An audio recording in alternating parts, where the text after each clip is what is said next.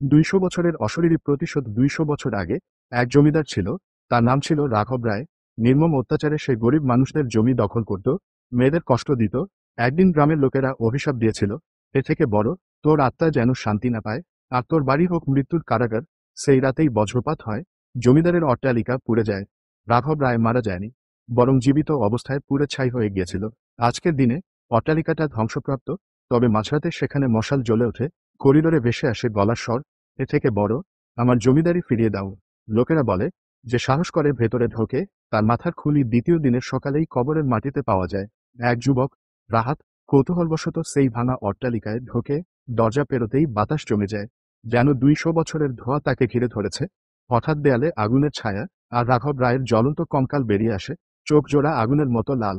সে চেঁচিয়ে ওঠে, এ থেকে বড় ২ শতাব্দীর পেরিয়েছে, আজ তুই আমার সাথে জ্বলবি। এরপর শুধু একটাই শব্দ শোনা গেল, রাহাতের চিৎকার।